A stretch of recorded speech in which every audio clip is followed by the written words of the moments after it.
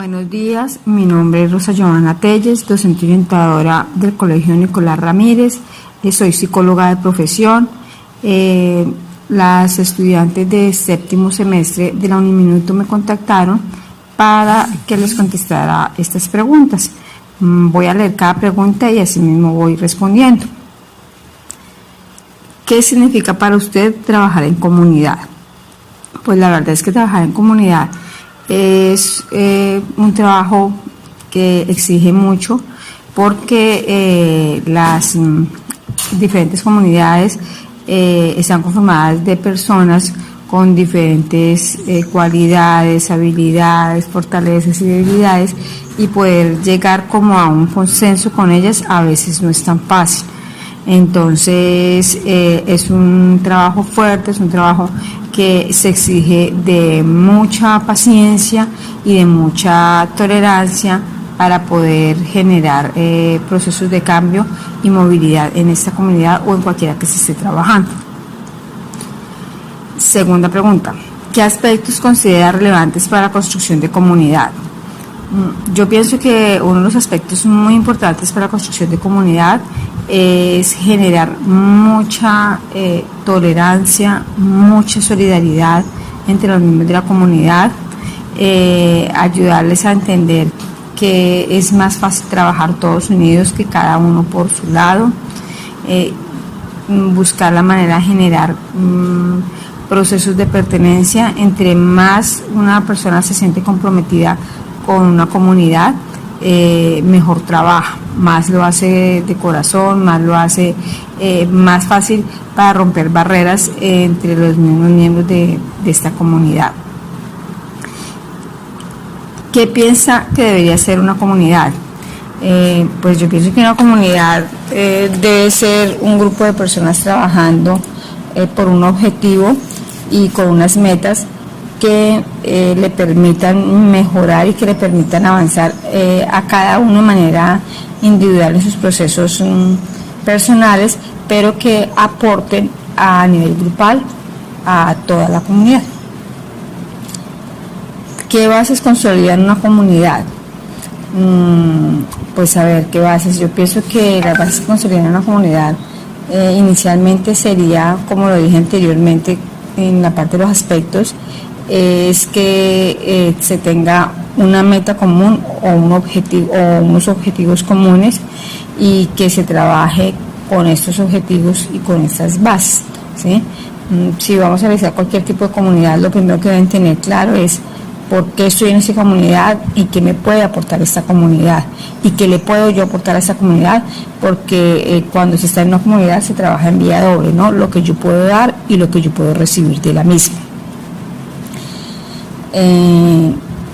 Respecto a la pandemia, digamos que pienso que se ha visto afectada en la comunidad. Yo pienso que en la pandemia lo que se ha visto en la comunidad o lo que ha afectado, creería que inicialmente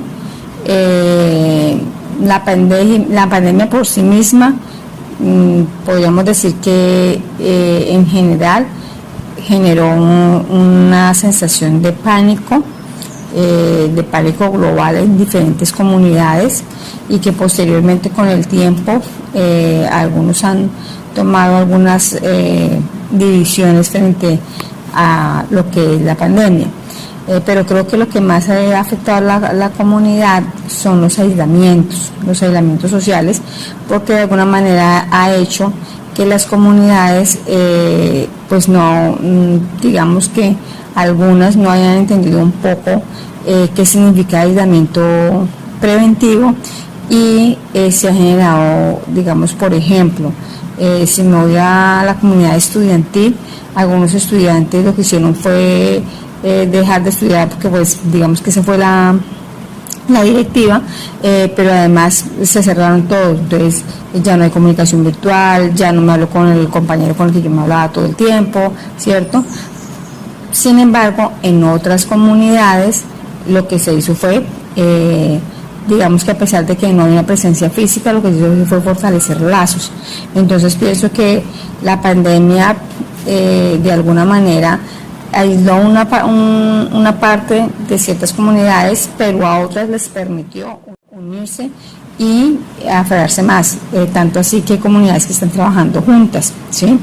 Hay comunidades que se han unido para fortalecer lazos que no se hacían cuando no existía este aislamiento social por parte de la pandemia.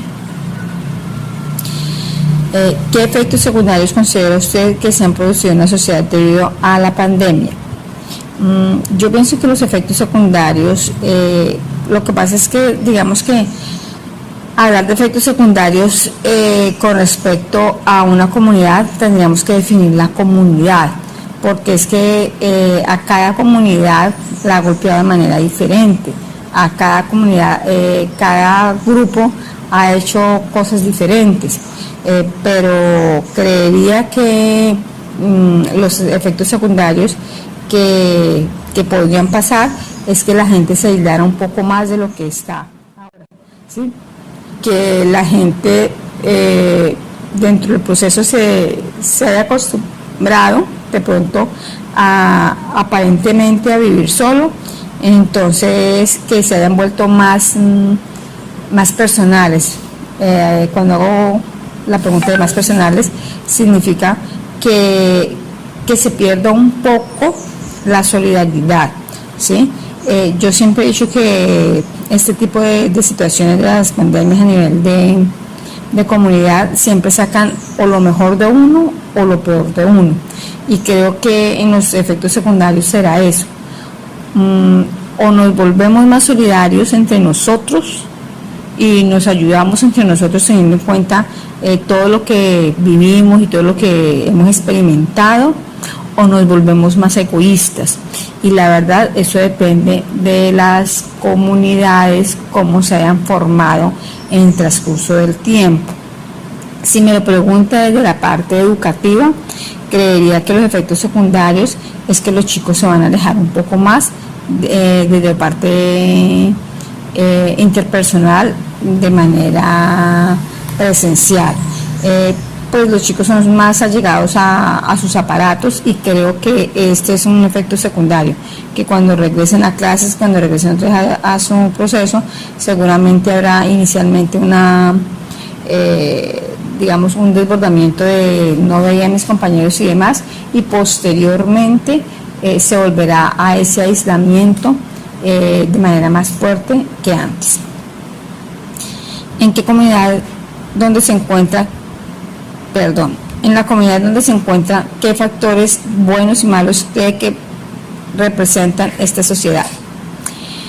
Bueno, en la comunidad educativa en la que yo me encuentro, podemos hablar de factores buenos, y digamos que es el deseo de superarse o de ayudar a superar. Sí, porque es vía doble, estamos hablando de que yo estoy en una comunidad educativa, estoy hablando de estudiantes, padres de familia o cuidadores y docentes.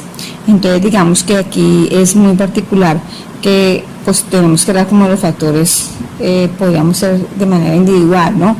No son los mismos factores de los estudiantes a los factores de los docentes, a los factores de los padres de familia, pero tratando de contestar la pregunta de manera grupal, creería que los factores buenos que tenemos es que el factor educación es un factor protector. Cuando hablo de factor protector, hablo que es un factor en que ayuda a que el muchacho genere procesos positivos, no solamente de educación, sino de valores, de normas, de compromisos, de relación con sus padres de una manera algo afectuosa. Entonces pienso que esos son factores que nos ayudan o que podemos dejarlos como buenos. ¿Qué factores malos? Yo creo que una de las situaciones o un factor que yo lo llamo no malo, sino bueno, no tan bueno, ¿sí? En términos de sintaxis de la palabra, es que a veces somos muy, en términos míos, muy cuadriculados, y queremos que la educación sea como muy homogénea. Entonces, ejemplo, queremos que todos se vistan igual. Cuando hablamos de un uniforme, queremos que todos se organicen igual, queremos que todos se comporten igual, o sea, dentro de unos estándares que ya hemos ido modificando, ¿cierto?, de educación a nivel de Ministerio Nacional, queremos encasillar los muchachos y queremos tener pues como una vía muy cuadriculada, teniendo en cuenta que no es necesario. Entonces, por ejemplo, situaciones de discusión que se dan con un uniforme, algo tan sencillo, entonces el chico lo quiere usar de una manera, el padre quiere que lo obliguemos de otra manera, nosotros los docentes queremos que lo porten de otra manera, teniendo claro que el uniforme simplemente es tratar de disminuir las diferencias socioeconómicas que puedan tener los estudiantes, y realmente no es tanto digamos como esa parte de revisar que el uniforme esté en la rodilla, que las medias sean muy largas, sino es más, tiene otro sentido, ¿sí? Entonces a veces somos como muy, en términos míos, insisto, muy cuadriculados en querer que la educación sea de una manera, ¿sí? Y además que la manera de los adultos, ¿no? Y pues estamos hablando de niños y jóvenes, y cuando hablamos de niños y jóvenes, pues tenemos que también entender que ellos también piensan, sienten, y que realmente estamos en el propósito de que ellos mejoren como personas a nivel intelectual, a nivel emocional y a nivel de valores. Entonces, creería que uno de los factores no tan buenos sería eso, el de encasillar a todos como por la misma línea. ¿Qué otro factor negativo le veo? De pronto no de todos, pero sí de varios compañeros, creer que la educación solamente son conocimientos de matemáticas, español, ciencias y sociales, a pesar de que desde el ministerio se tiene claro que educación son muchas cosas, y que de hecho por eso lo llamamos el segundo hogar de los estudiantes, porque nosotros no solamente damos o metemos en ese cerebrito información, tratamos de entender, tratamos de que ese ser humano que está ahí saque lo mejor, pero algunos docentes a veces sí le dan más importancia como a la parte intelectual, dejando de lado la parte humana, y obviamente eso se los convierte en un factor, pues como ustedes lo llamarían, un factor malo. ¿Qué otra situación veo? Que debido también a, pues como al contexto que tengo aquí en el municipio, yo soy de Ortega, en el municipio también nos damos cuenta que la educación no es importante para muchos chicos, incluyendo padres de familia, ¿sí? Y cada vez cobra un poquito más de fuerza este sentido, y creería que eso tiene que ver mucho con el mensaje que a veces les mandamos a nuestros estudiantes, creería incluso que de manera inconsciente, ¿cierto? Que creemos que educación es solamente un espacio de conocimiento, y no nos damos cuenta que educación, incluso el mismo colegio, es un espacio de crecimiento, de ayuda y de trabajo en comunidad. ¿Qué estrategias o métodos utiliza para aportar y generar un cambio en la sociedad? La verdad es que las estrategias son variadas, porque como les decía, los estudiantes pues todos son diferentes, los docentes, los padres de familia, pero una de las estrategias que utilizo para cambiar o para hacer un cambio en la sociedad es generarle mucho a mis estudiantes el proceso de escucha, de respeto hacia el otro, trabajamos unidos. Ese conflicto simplemente es algo que nos ayuda a crecer. Entonces es muy importante como tenerlo en cuenta frente a que no veamos el conflicto como un problema o como algo malo, sino como algo para superarlo. ¿Y por qué hago esto? Porque para cambiar sociedad hay que cambiar patrones de cultura. Y los patrones de cultura todos sabemos que no se cambian de la noche a la mañana. Y los patrones de cultura todos sabemos que no se cambian de la noche a la mañana. Entonces, digamos que específicamente en la comunidad donde yo estoy, hay unos patrones muy arraigados. Entonces hay patrones arraigados como de que el padre de familia llegue a insultar al docente, de que el docente y estudiante no tienden a escucharse frente a por qué hacen algo o por qué no hacen algo o por qué están en contra o a favor de algo, ¿sí? Y esto es muy, como que está muy enmarcado, y en la medida en que no logremos cambiar algunas actitudes, pues no vamos a poder cambiar sociedad.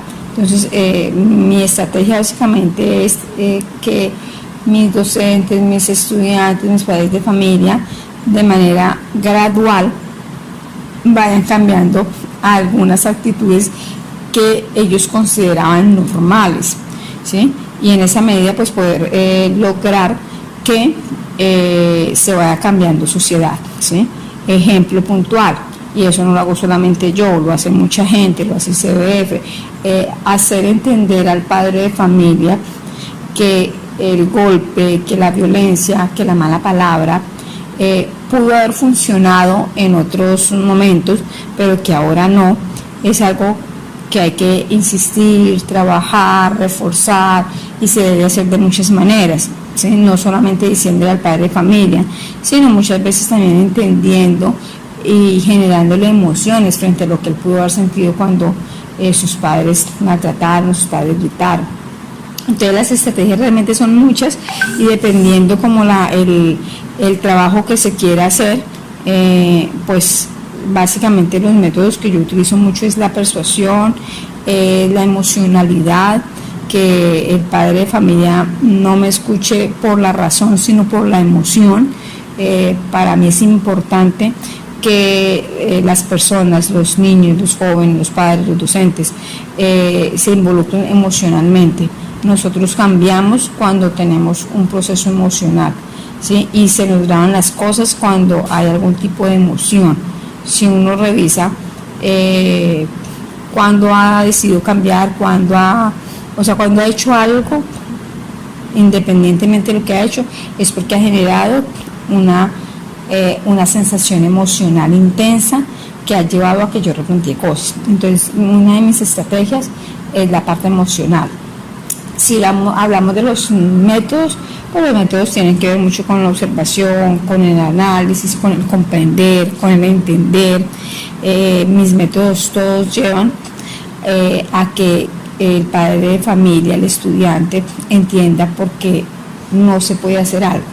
No es simplemente decirle no se hace porque yo digo que no, sino es no se hace porque mira la consecuencia que va a traer, ¿sí? Y en la medida en que yo le haga ver a la personita que tengo al frente las consecuencias positivas y negativas de una acción, eso hace que hayan cambios. Insisto, cambiar sociedad no es fácil porque estamos hablando de patrones culturales, y cambiar patrones culturales no se hace de la noche a la mañana, pero pues la idea es seguirlo intentando. Muchas gracias.